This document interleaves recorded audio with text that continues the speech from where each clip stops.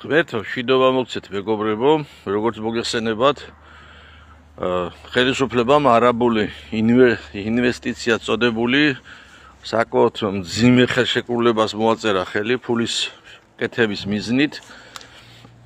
ქართულ მიწებს ყიდის და იქ ქალაქების მშენებლობას აწყებიებს აზიურ კომპანიას, არაბულ კომპანიას. ბუნებრივია, რომ ხელისუფლების ინტერესი არის, რომ მოახდინოს ამ პროექტის განხორციელება, რადგან ფული და იმ ადამიანების ინტერესი კი, ვინცაც საქართველოს ტკივილი ტკივა, მათი ინტერესი კი არის, რომ არ მოხდეს ამ პროექტის განხორციელება და საქართველო პირიქით გაძლიერდეს და საქართველოში ქართველი ადამიანი იყოს ძლიერი. შესაბამისად, ხელისუფლების ინტერესში შედის ის მზარდი ენერგია, რომელიც მიმართულია ხელისუფლების ამ ნაბიჯის განეიტრალებისკენ, ეს ენერგია გაანეიტრალოს. თუ ვერ გაანეიტრალებს, სხვაგან მიმართოს ეს ენერგია.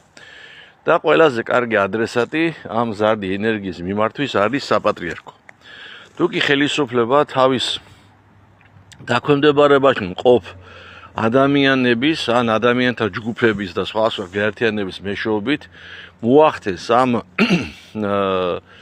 ენერგიის ვექტორის მიმართვას საპატრიარქოს წინააღმდეგ, ხელისუფლება გამოვადის მედიატორის როლში და ბუნებრივია მისთვის სასიცოცხლო მნიშვნელოვანია ესეთი ქმედება.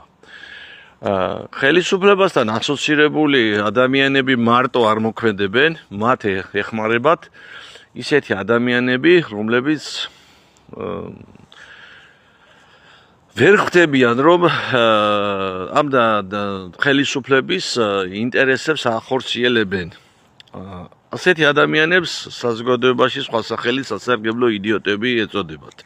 შეურაცხყოფით არ ვამბობ, არავინ მიიღოს შეურაცხყოფა. ამას ვსაუბრობ იმისთვის, რომ დავფიქრდეთ.